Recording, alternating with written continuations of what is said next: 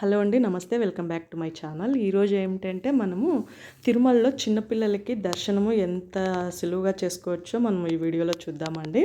చాలామందికి తెలుసో తెలియకో చిన్నపిల్లల్ని ఆ క్యూ లైన్‌లలోనే తీసుకెళ్ళి వాళ్ళని చాలా ఇబ్బంది పెడుతుంటాం గదా మనము. కాకపోతే ఏంటంటే చిన్నపిల్లలకి చాలా తొందరగా దర్శనం అయిపోతుందండి. అది కూడా 1 ఇయర్ లోపు కంపల్సరీ ఉండాలి. అలాగే ఇప్పుడు ఒక కుటుంబంలో రెండో పిల్ల 1 ఇయర్ లోపు పిల్లోడో 1 ఇయర్ లోపు ఉన్నారనుకోండి. ఫస్ట్ పాపనో, బాబునో 10 సంవత్సరముల లోపు పిల్లలు అయి ఉన్నా కూడా ఖచ్చితంగా వాళ్ళకి దర్శనం బాగా జరుగుతుందండి. 1 ఇయర్ లోపు పిల్లలు రెండో వాళ్ళు ఉన్నవాళ్ళు. అది ఎలాగంటే ఒక అమ్మకి, నాన్నకి ఫస్ట్ పాపకి, తర్వాత 1 ఇయర్ లోపు బాబుకో, పాపకో అనమాట.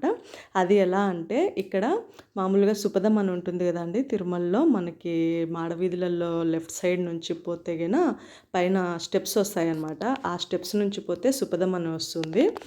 అక్కడికి వెళ్ళి 1 ఇయర్ లోపు పిల్లల్ని తీసుకొని మనము ఏదైనా ప్రూఫ్ అనమాట, identity card, date of birth కానీ, మదర్స్ది అట్లే మదర్ ఫాదర్ది ఐడెంటిటీ కార్డు కానీ, ఆధార్ కార్డు కానీ ఏదైనా తీసుకెళ్ళి మనం చూపిస్తే వాళ్ళని అలో చేస్తారండి. ఇక్కడే అనమాట సుపదం అని చూస్తున్నారు కదా.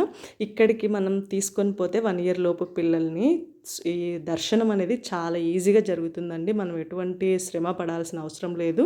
కాకపోతే 1 ఇయర్ లోపు కంటే ఒక్క రోజు ఎక్స్ట్రా ఉన్నా కూడా అలో చేయరంట అండి. ఒక్క రోజు ఉన్నా కూడా మనల్ని అలో అయితే చేయరు.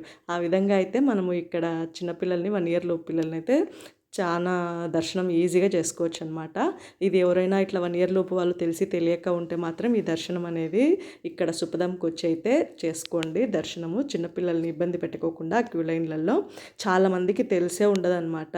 తెలియకపోతే గైనా ఈ వీడియో ద్వారా తెలుసుకోండి. తెలిసిన వాళ్ళైతే మాత్రం ఖచ్చితంగా 1 ఇయర్ లోపు పిల్లల్ని ఇలా దర్శనానికి అయితే తీసుకెళ్ళండి. Thank you.